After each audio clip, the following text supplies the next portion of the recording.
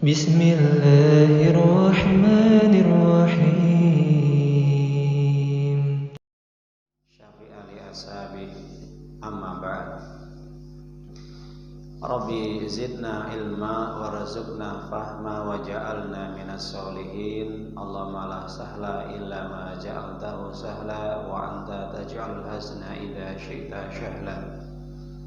Para jamaah, bapak-bapak, ibu-ibu yang dimuliakan oleh Allah, alhamdulillah kita bersyukur kepada Allah Subhanahu wa taala yang mana pada kesempatan yang berbahagia ini kita masih diberi kenikmatan oleh Allah, nikmat iman dan Islam, sehingga dengan nikmat ini kita dapat berkumpul kembali, berjumpa kembali, karena beberapa bulan kita off dulu ataupun kita libur karena kondisi mungkin pribadi saya repot ya. Yang kedua, mungkin kita direpotkan dengan acara hari kurban Idul Adha, dan alhamdulillah kita masih diberi oleh Allah kesempatan umur berkah yang bisa kita gunakan untuk tetap ibadah kepada Allah, tetap istiqomah, dan mudah-mudahan kita memulai kembali kajian ini senantiasa mendapat ridho dari Allah Subhanahu wa taala, sehingga kajian-kajian yang kita jalankan tetap berjalan seperti biasanya. Kalau di musola ini setiap Sabtu malam Ahad musola Syahadatul Bashar, kemudian juga di Masjid Al-Futuhat setiap Rabu malam Kamis, dan setiap hari Ahad malam Senin. Para jamaah, bapak-bapak, ibu-ibu yang dimuliakan oleh Allah Subhanahu wa taala, kita akan melanjutkan kajian kita. Insyaallah tema yang kita sampaikan yaitu sebagai mukadimah ini masih terkait dengan pembahasan husnul khotimah. Di antara tanda-tandanya apa yang telah disebutkan di dalam beberapa hadis yang insyaallah kita sampaikan kemarin. Artinya waktu yang telah lalu kita menyampaikan tema tentang tanda-tanda husnul khotimah. Di antara tanda-tanda husnul khotimah apa yang telah disampaikan oleh Nabi kita yang mulia Muhammad Rasulullah SAW, ini diantaranya mereka yang meninggal sempat mengucapkan kalimat tauhid, kalimat yang mulia, yaitu la ilaha illallah, tidak ada sembahan yang benar, tidak ada ilah yang benar yang diibadahi kecuali Allah Subhanahu wa taala, dan juga mengisyaratkan telunjuk ke atas langit ya. Di antaranya juga, jadi ketika meninggal dunia kemudian ada di antara seorang muslim yang telunjuk jarinya mengisyaratkan ke atas langit, maka itu juga bagian daripada tanda-tanda husnul khatimah. Di samping juga mengucapkan kalimat la ilaha illallah. Apakah mengucapkan kalimat la ilaha illallah atau menunjukkan jari telunjuknya mengisyaratkan ke langit, nah itu ke atas. Kemudian yang kedua juga di antara tanda-tanda husnul khatimah adalah yaitu mereka memiliki tanda berkeringat di dahinya ataupun di keningnya.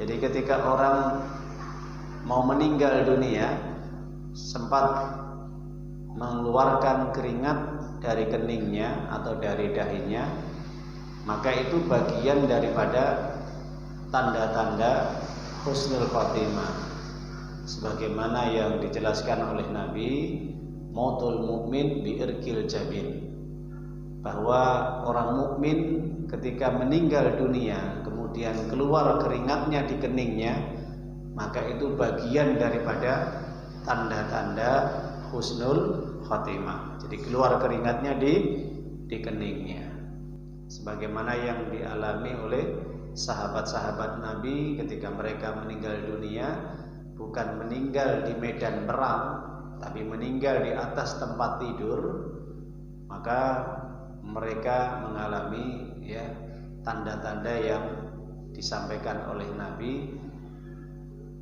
keningnya, dahinya berkeringat.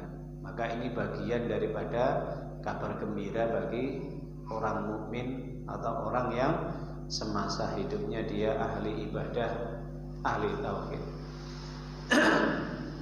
Juga di antara tanda-tanda daripada husnul khotimah, meninggal dunia dalam kondisi mendapat rahmat atau ridho dari Allah Subhanahu wa taala, maka disampaikan juga meninggal pada hari Jumat atau malam Jumat.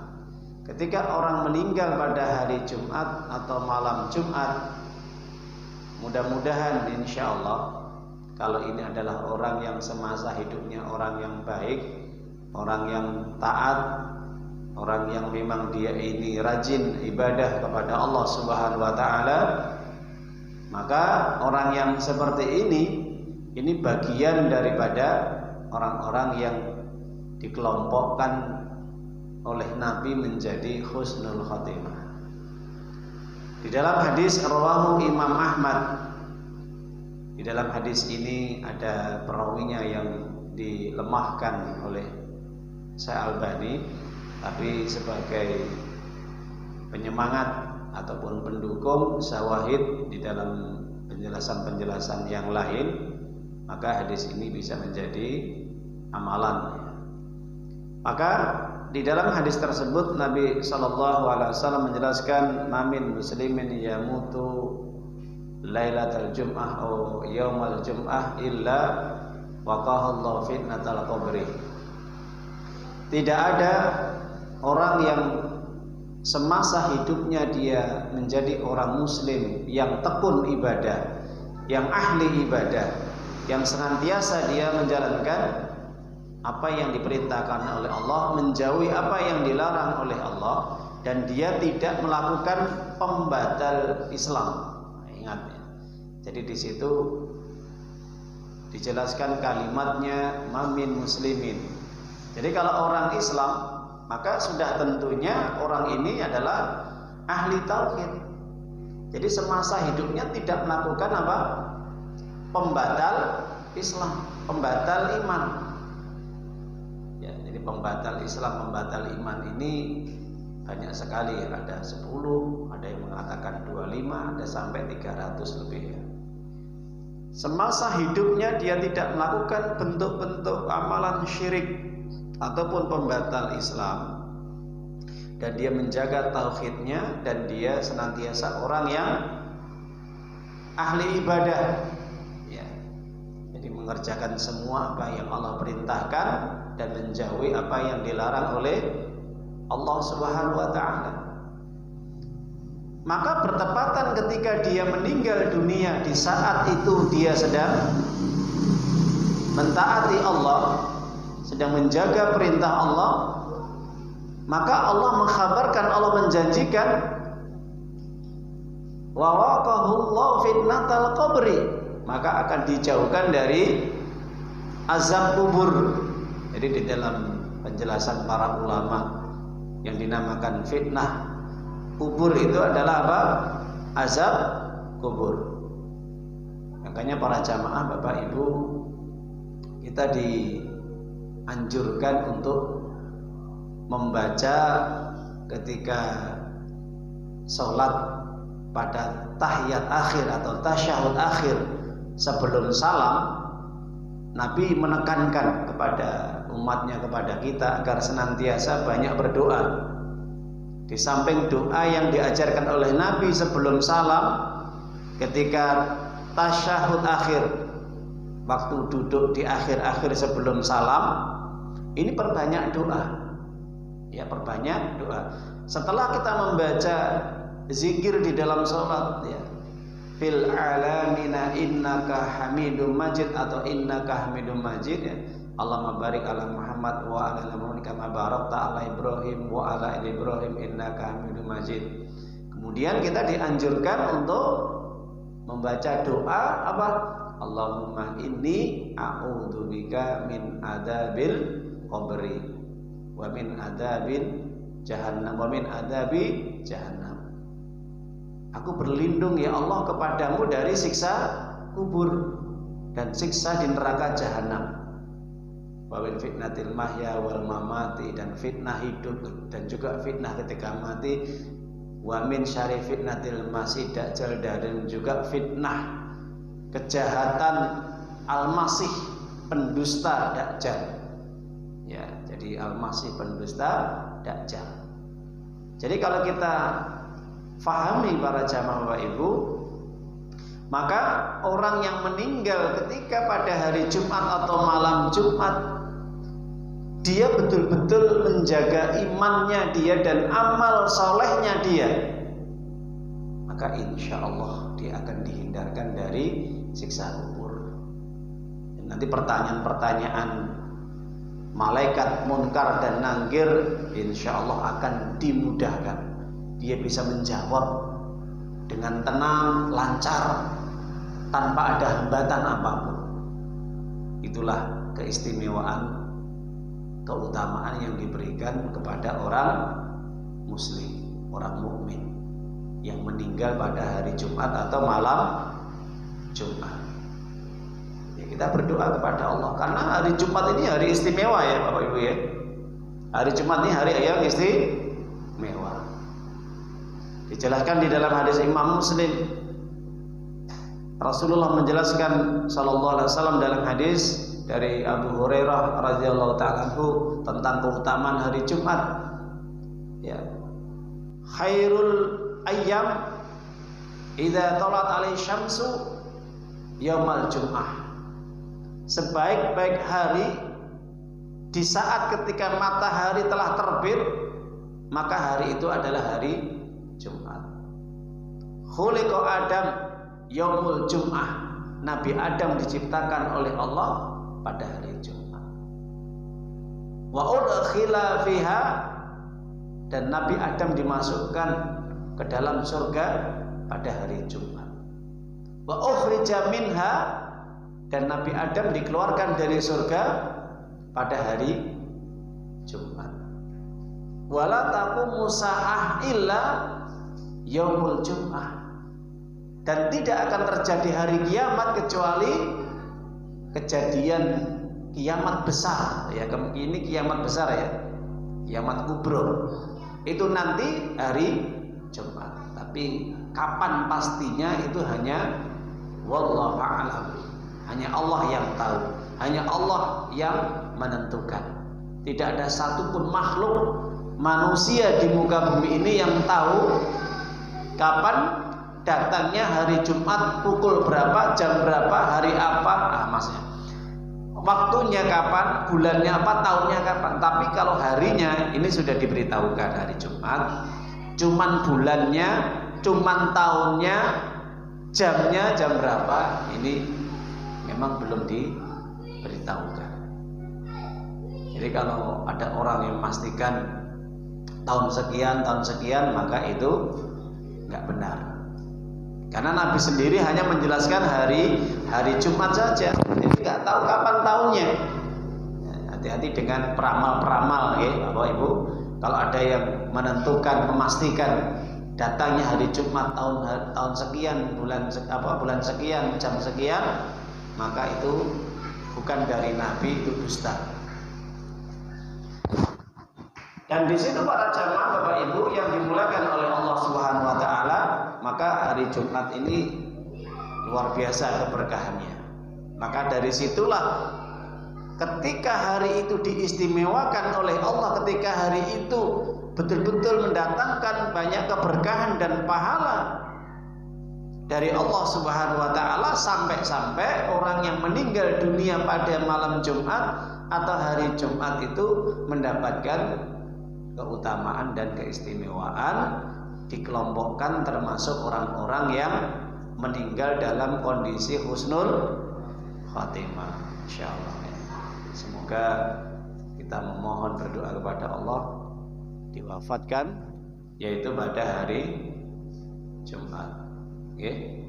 Jadi terus kita berdoa kepada Allah. Boleh kalau seandainya ada penjelasan secara khusus kematian yang istimewa pada hari Jumat, boleh kita meminta memohon kepada Allah agar diwafatkan pada hari Jumat, mendapatkan keistimewaan. Ya Allah, semoga Engkau wafatkan aku pada hari Jumat yang berkah. Tapi meninggalnya tetap, ya Allah, Engkau wafatkan aku di atas tauhid. Nah, jadi di atas iman dan Islam ditambahin. Kenapa? Karena tidak menjadi jaminan ketika orang meninggal pada hari Jumat atau malam Jumat ini mereka mendapatkan predikat dikelompokkan orang-orang yang husnul khatimah. Kenapa? Karena bisa jadi ketika orang yang meninggal dunia wafat pada hari Jumat atau malam Jumat ini, semasa hidupnya mereka tidak pernah ibadah, jarang-jarang sholat, atau babar belas nggak pernah sholat. Sholat hanya setahun sekali. Sholat hanya ketika sholat Idul Fitri atau Idul Adha. Bagaimana Ustaz kalau sholatnya cuma Jumatan saja? Sama. Atau sholat ketika hari Jumat saja. Jadi ada orang sholat itu kan, para ulama mengatakan ada orang sholat tahunan, ada orang sholat bulanan, ada orang yang sholat mingguan. Itu Bapak Ibu. Ini model orang-orang yang sholat, ya. Jadi umatnya Nabi ini unik ya. Ada orang yang sholat cuman hanya apa? Tradisi ketika waktu-waktu apa? Ketika ada acara-acara hari besar, Idul Fitri, Idul Adha, sholat Id, itu dia sholat. Tapi sehari-harinya dia nggak pernah sholat, gitu. Atau ada orang yang memang sholat bulanan. Ketika mungkin ya setiap dia dapat gajian, ya bulan apa? Tanggal awal atau bulan di awal itu dia sholat sebagai bentuk terima kasih. Nah, itu. Dapat menerima gaji atau di akhir bulan atau di awal bulan. Itu. Atau pas ketika ada reuni keluarga dia sholat. Itu ya. Ada. Jadi ini musiman. Sholat ketika bulanan. Ada juga yang pekanan mingguan. Nah, ini biasanya banyak di kalangan masyarakat kita Bapak Ibu sholat ketika apa? Jumatan. Nah, itu. Jadi kalau hari Jumat dia aktif datang ke masjid, ya sholat berjamaah Jumat. Tapi ketika hari-hari biasa 5 waktunya ditinggalkan. Gitu. Jadi bagaimana Ustadz ketika pas Jumatan dia mati? Itu. Pas dia Jumatan dia meninggal.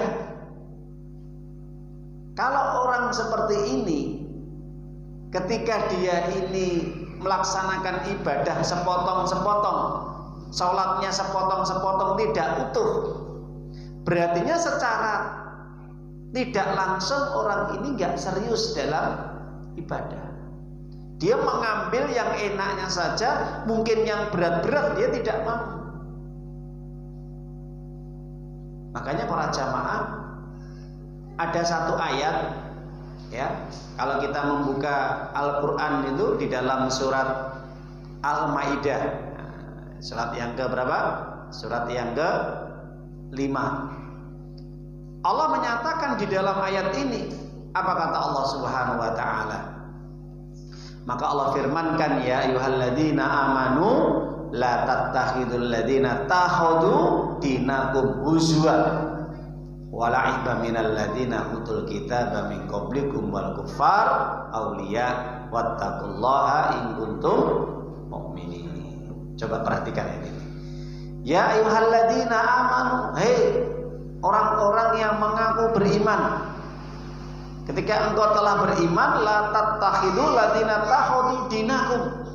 Jangan sekali-kali engkau menjadikan orang-orang ya yang dimana mereka menjadikan agama mereka sebagai permainan. Jadi agamanya itu main-main, Pak. Jadi kalau beragama itu main-main, nggak serius. Yang enak dikerjakan, yang nggak enak tidak mau. Yang cocok dengan hati dan pikirannya dijalankan, yang tidak cocok dengan pikiran dan hatinya ditinggalkan. Ini kan beragama main huzua. Begitu juga ketika nanti bertentangan dengan pikiran hatinya ini, dia tidak mau meninggalkan.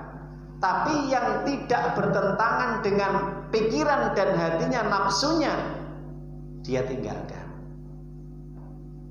Jadi sepotong-sepotong, setengah-setengah, tidak kafah, tidak secara keseluruhan. Maka orang yang menjadikan agama mereka ini sebagai mainan dan juga sebagai bahan ejekan, jangan kamu jadikan mereka sebagai apa? Pemimpin kamu. Ya, pemimpin kamu itu ya bisa pemimpin dalam rumah tangga atau pemimpin dalam kehidupan bermasyarakat. Itu Bapak Ibu nggih. Ini jelas. Kenapa? Karena di antara mereka ada orang-orang yang mendustakan agama. Baik dari kalangan Yahudi dan Nasrani atau orang-orang yang pada hakikatnya mereka apa? Ingkar. Apa ingkar Bapak Ibu? Ingkar itu tidak mau menerima kebenaran. Ingkar itu tidak mau melaksanakan perintah Allah secara keseluruhannya. Jadi mengingkari. Tadi saya katakan mana yang cocok sesuai dengan akal dan nafsunya itu dipakai, dijalankan. Tapi kalau tidak cocok sesuai dengan akal dan hawa nafsunya itu ditinggalkan. Contoh, cocok-cocokan ya. Orang kalau sedang repot sibuk, misalkan ya dia repot sibuk dengan pekerjaannya, nah, sholatnya ditinggalkan, nggak usah sholat dia. Tapi kalau dia sedang nggak ada pekerjaan, dia nggak repot, dia longgar, ini nafsunya ngomong sholat. Gitu. Jadi ini kan cocok-cocokan. Kalau cocok sesuai dengan keinginan nafsunya, dia sholat. Kalau tidak, dia tidak sholat. Jadi para jamaah Bapak Ibu, ini sering di masyarakat kita seperti itu. Atau bisa jadi ketika orang sholat ini dia memang karena untuk mencari keuntungan dunia. Bagaimana caranya? Kalau dia sholat dagangannya laris, usahanya lancar, dia sholat. Kalau memang semua persoalannya itu dia selesai, bisa diselesaikan, menganggap pekerjaannya itu bisa selesai dengan sholatnya, menganggap urusan bisa selesai dengan sholatnya, menganggap dagangan laris itu dengan sholatnya, ketika dia tidak mendapatkan musibah karena dia sholatnya. Tapi sebaliknya, ketika ada masalah dia tinggalkan sholatnya, ketika ada musibah terus menerus dia tinggalkan sholatnya, atau ketika dia repot dia tinggalkan sholatnya. Jadi seakan-akan sholat ini menjadi patokan untuk membuat dia itu mendapat apa? Keuntungan dunia.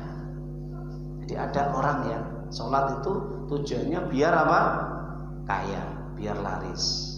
Makanya ada sholat malam rajin tahajud dia, Masya Allah. Tapi apa? Ujung-ujungnya, Pak, saya itu laris dagangan saya itu karena tahajud. Masya Allah. habis terus dagangan saya itu. Jadi ketika orang usaha, daripada usaha yang dia kerjakan ternyata semua itu dia jalankan karena memang tujuannya untuk mencari keuntungan dunia dengan ibadah yang dia kerjakan, maka itu yang dia dapatkan. Nanti di akhirat dia tidak mendapatkan apa-apa. Makanya para jamaah Bapak Ibu, ini penting sekali, hati-hati ya. Jadi kalau kita ibadah itu fokusnya apa? Satu, cuman hanya mencari ridho dan pahala Allah. Masalah keuntungan dunia, masalah nanti dia laris dagangannya, masalah nanti dia sukses, itu biar Allah yang mengaturnya. Sukses nggak sukses, laris nggak laris dagangannya, tetap sholat. Karena sholat ini kewajiban. Itu kalau sholat wajib. Kalau yang sunnah, menjalankan sunnah Rasul. Tujuannya apa? Agar nanti mendapat syafaat. Oh, saya pengen sholat sunnah tahajud. Biar apa? Saya ingin menjadi mulia di hadapan Allah dan nanti bisa bertemu dengan Nabi di Telaga Al-Kautsar. Itu niatnya itu aja. Masalah nanti laris nggak laris dagangannya itu biar Allah yang ngatur. Karena rezeki itu sudah diatur sama Allah. Kita lihat orang-orang yang tidak sholat, meskipun dia ini laris dagangannya, ya karena rezekinya sudah diatur sama Allah. Orang-orang yang nggak pernah ibadah, kenapa laris dagangannya? Ya karena rezekinya di situ sudah diatur sama Allah. Meskipun orang itu dia itu sholat, tapi kalau rezekinya belum datang, ya nggak datang-datang. Jadi nggak ada hubungannya antara sholat dengan keuntungan dunia. Tapi hati-hati, nanti kalau orang ibadah tujuannya mencari keuntungan dunia, ini yang bahayanya apa? Semua pahala yang kita unduh, yang kita bangun, yang kita simpan nanti di akhirat, ini bahayanya jangan-jangan nanti diberikan di dunia semua. Akhirnya apa? Nggak dapat balasan di akhirat, nanti kita rugi. 0, 0. Kenapa? Sudah kita minta di dunia semuanya. Nah itu Bapak Ibu, oke? Ini hati-hati. Ini harus kita pahami. Kadang orang sholat pengen supaya lancar pekerjaannya, lancar usahanya. Nah itu, jangan. Sholat karena kewajiban. Lancar nggak lancar tetap sholat. Yang penting kita berdoa, ya Allah, memohon supaya untuk diberi kemudahan dalam urusan dunia dan diberi keselamatan nanti di akhirat. Doa saja, kita doa, ya kita berdoa, banyak doa kepada Allah. Nah itu. Jadi orang-orang yang meninggal pada hari Jumat, ketika dia ini meninggalkan kewajiban Allah, apakah masuk ini? Tidak. Bukan masuk kategori orang yang selamat dari fitnah kubur, azab kubur. Kita lihat di dalam hadis Nabi, gara-gara orang yang kencingnya itu tidak bersih, ketika dia membersihkannya aja ini bisa menjadi siksa kubur. Padahal dia bisa jadi orang yang aktif ibadah sholat, tapi gara-gara dia tidak membersihkan dengan bersih, dengan sempurna sehabis buang air kecil, ini bisa menjadi azab kubur. Apalagi orang yang tidak pernah sholat 5 waktu. Ini penting Bapak Ibu. Meskipun dia meninggal pada hari Jumat, iya. Jadi hubungan orang yang ketika meninggal pada hari Jumat, tapi di satu sisi ketika dia masih melanggar aturan Allah, melakukan dosa-dosa besar. Contoh, semasa hidupnya dia ini ya sholat ini, tapi semasa hidupnya dia apa? Orang yang tidak bisa menjaga lisannya, orang yang tidak bisa menjaga mulutnya.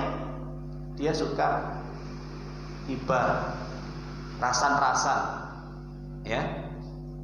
Jadi membicarakan keburukan, kejelekan saudaranya, tetangganya. Suka mengadu domba. Adu domba antara tetangga ini dengan tetangga ini. Jadi supaya apa? Kedua tetangga ini berantem, ya, saling bermusuhan, saling tidak senang. Atau memfitnah saudaranya. Oh ini dia ngambil barangnya ini, padahal nggak ngambil barang.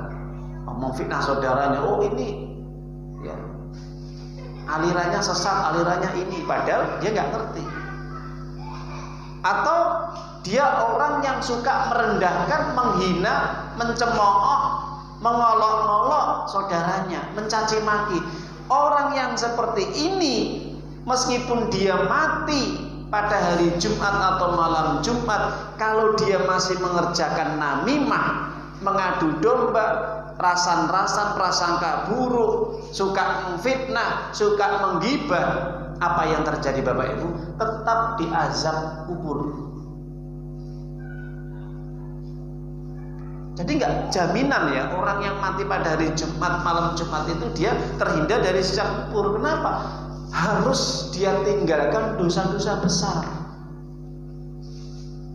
Kencingnya tidak tuntas, ketika membersihkannya tidak bersih, tidak sempurna, atau dia tidak bisa menjaga mulutnya ketika di dunia. Padahal dia rajin sholat, rajin sholat. Pernah kan pada zaman Nabi diceritakan, ketika ada seorang wanita yang dia ini rajin sholat malam, rajin dia sedekah, rajin dia puasa. Coba Bapak Ibu, di dalam hadis Sahih Imam Muslim dikatakan, annal mar'ata tusolli wa tasaddaqu wa tasumu. Ada seorang wanita yang dia rajin puasa, rajin sholat, ya, rajin dia sedekah, tapi dia suka apa? Menghina, mencaci maki tetangganya, suka memfitnah, mengadu domba saudaranya, memutus silaturahim. Apa kata Nabi? Fahiya finnar, dia mati masuk neraka. Coba Bapak Ibu, dia mati masuk neraka. Kenapa?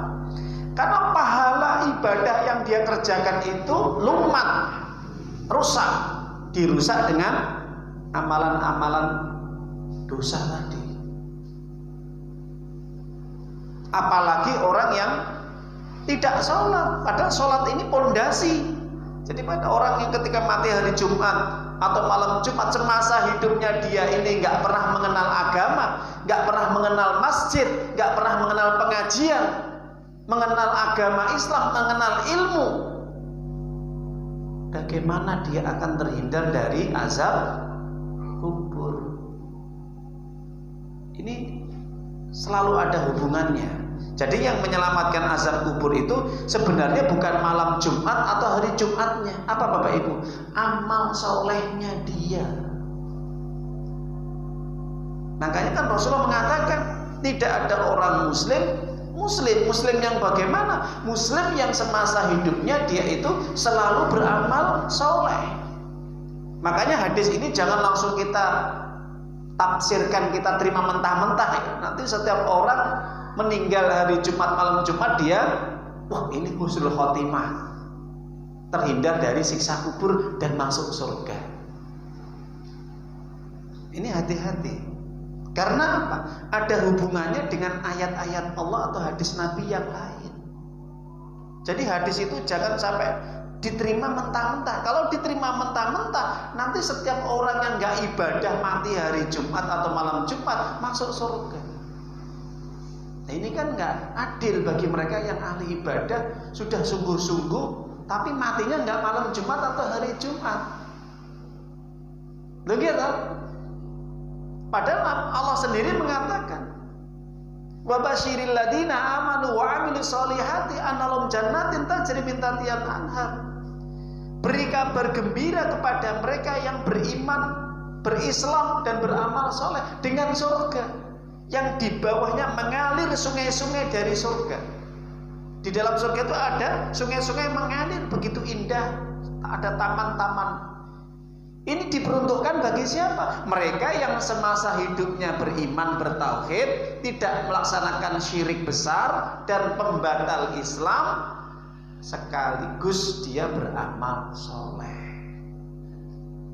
Standarnya ini loh, ayat ini surat Al-Baqarah 25. Siapapun orang meninggal pada hari Jumat, malam Jumat, atau di luar malam Jumat atau hari Jumat, kapanpun dia meninggal, tapi kalau syarat ini terpenuhi, standarnya ini dipenuhi, masuk surga, dijauhkan dari siksa kubur. Jadi kalau ada orang nyampaikan, Ustaz, alhamdulillah orang tua saya masuk kelompok husnul khotimah, mudah-mudahan terhindar dari siksa kubur dan masuk surga, diberi kenikmatan di alam kubur. Iya, meninggalnya hari Jumat, betul. Malam Jumat, iya memang betul, ada keutamaan. Tapi saya tanya, semasa hidupnya bagaimana? Sholat enggak? Ibadah enggak dia?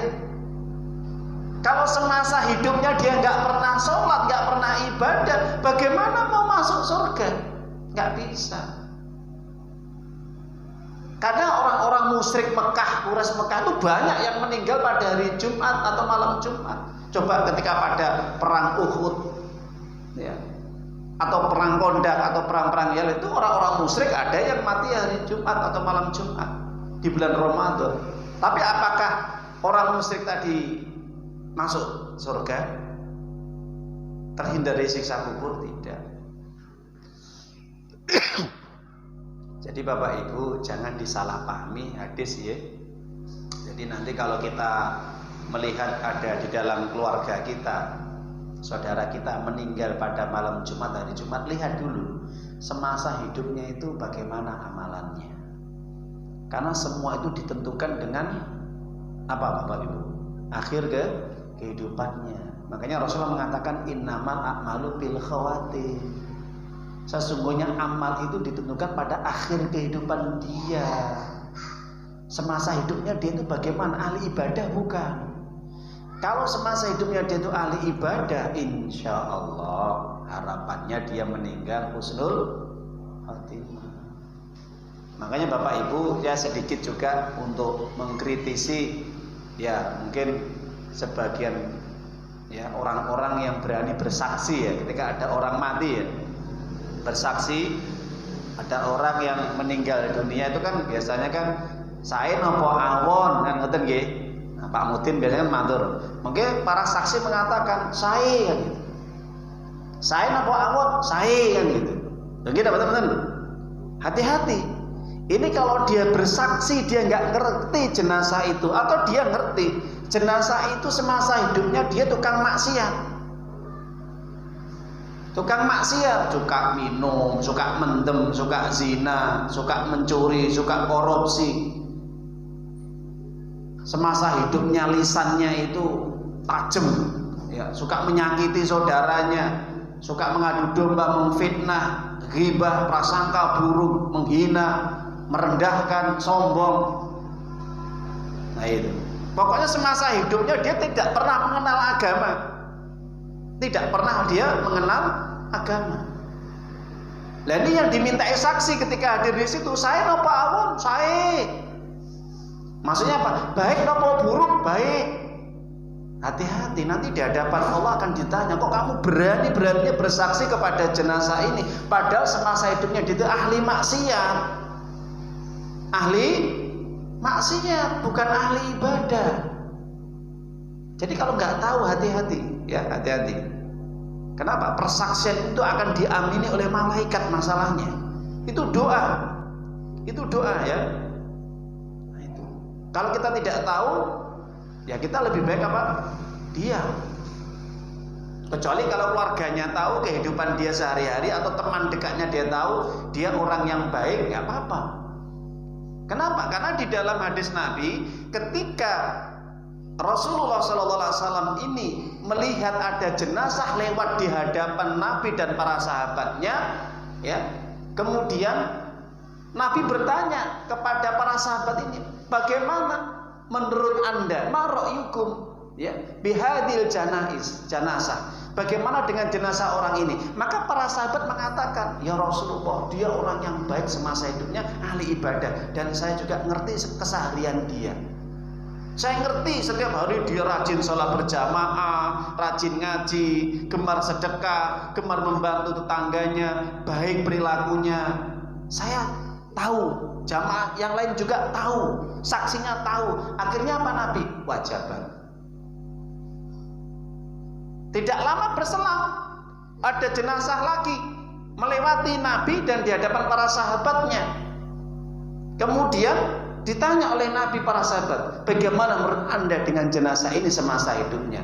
Apa kata para sahabat? Ya Rasulullah, orang ini subhanallah banyak maksiat, gak pernah mengenal masjid, gak pernah ngaji, gak pernah dia untuk ibadah, sholat pun dia mungkin kita ya dia sendiri juga nggak sholat, senengannya datang ke dukun, nyembah berhala, senengannya suka menghina, mengumpat, mencaci maki, jelek, buruk lisannya. Apa kata Nabi? Wajaban. Jawabannya kok wajaban? Maka Umar bin Khattab bertanya, ya Rasulullah, setelah jenazah tadi lewat, baru tanya Umar bin Khattab, kita tidak paham apa maksudnya penjenengan jenazah pertama kemudian disampaikan ini baik, wajaban. Jenazah kedua kita sampaikan ini jelek, wajaban. Apa kata Nabi? Wa kuntum syuhada indallah. Engkau adalah sebagai saksi nanti pada hari kiamat terhadap orang-orang yang meninggal dunia. Benar-benar dia menjadi orang yang baik menurut Anda dan benar-benar menjadi orang yang buruk menurut Anda. Jadi Nabi sendiri menegaskan ya, kalau memang menjadi saksi, saksi yang betul-betul jujur. Jangan kita nggak ngerti, ya saya napa awon, saya ikut-ikutan gitu. Nanti akan ditanya di hadapan Allah. Bukan permasalahan boleh atau tidaknya kita mengatakan saya napa awon, tapi kalau memang kita benar tahu, katakan dia baik. Kalau kita tahu dia buruk, hati-hati, diam. Jangan kita nggak pernah tahu kondisi jenazah masa hidupnya kita menjadi saksi, nanti dituntut di hadapan Allah gitu. Karena apa? Karena ikut-ikutan, karena sungkan. Jangan. Kalau nggak tahu ya nggak tahu, mendel, diam. Tapi kalau tahu dia baik, ahli ibadah, ahli sholat, rajin jamaah, rajin belajar agama, rajin sedekah dia, baik kepada tetangga dan yang lainnya, katakan baik, nggak apa-apa baik. Nanti di hadapan Allah ketika kita ditanya, kau saksi bagi dia? Iya. Benar dia orang baik? Iya ya Allah. Masalah hati urusan Allah. Gitu. Yang penting secara zahir dia baik. Subhanallah ya. Jadi para jamaah Bapak Ibu yang dimuliakan oleh Allah, semoga itu yang kita sampaikan tentang bagaimana tanda-tanda orang yang meninggal pada hari Jumat atau malam Jumat. Yang menjadi catatan bagi kita semuanya adalah apapun kematian, entah itu hari Jumat, malam Jumat atau selainnya, hari Senin, Selasa, Rabu, itu sebenarnya itu tidak menjadi sesuatu yang hal menentukan kita untuk ya, mendapatkan nikmat kubur atau jauh dari azab kubur. Yang paling penting menentukan kita adalah amal ibadah, amal soleh semasa hidup kita. Adapun berita informasi dari Nabi tentang keutamaan hari waktu itu hanya diperuntukkan bagi mereka yang tetap orang yang semasa hidupnya dia baik, imannya benar, tauhidnya lurus dan dibarengi dengan amal soleh. Apa yang Allah perintahkan dijalankan, apa yang Allah larang dijauhi, itu aja cukup, ya. Dan diiringi dengan apa? Amalan-amalan sunnah sebagai pelengkap, sebagai penyempurna dia. Itu meskipun kita tidak meninggal pada hari Jumat nanti ya, mudah-mudahan tetap husnul khotimah. Kenapa? Karena nanti ada hadis-hadis yang lain yang menjelaskan keutamaan orang yang meninggal husnul khotimah selain hari Jumat, ketika dia sedang kondisi sakit atau yang lainnya. Akan kita bahas poin-poin berikutnya insyaallah Sabtu malam Ahad yang akan datang insyaallah. Tetap dalam tema tanda-tanda husnul khatimah. Mudah-mudahan apa yang kita sajikan, kita sampaikan ini bisa memberikan semangat kepada kita agar kita senantiasa diwafatkan. Sekali lagi, diwafatkan yang pertama di atas tauhid, di atas Islam, di atas iman, dan mudah-mudahan apabila Allah merestui dan meridhoi juga diwafatkan pada hari Jumat atau malam Jumat, yang itu merupakan juga di antara tanda-tanda husnul khatimah. Amin amin ya rabbal alamin. Semoga ini saja kajiannya. Kita tutup dengan bacaan hamdalah, alhamdulillahirabbil alamin. Subhanaka Allahumma wa bihamdika asyhadu an la ilaha illa anta astaghfiruka wa atubu ilaik. Bila taufiq wal hidayah, akhiru da'wana assalamualaikum warahmatullahi wabarakatuh.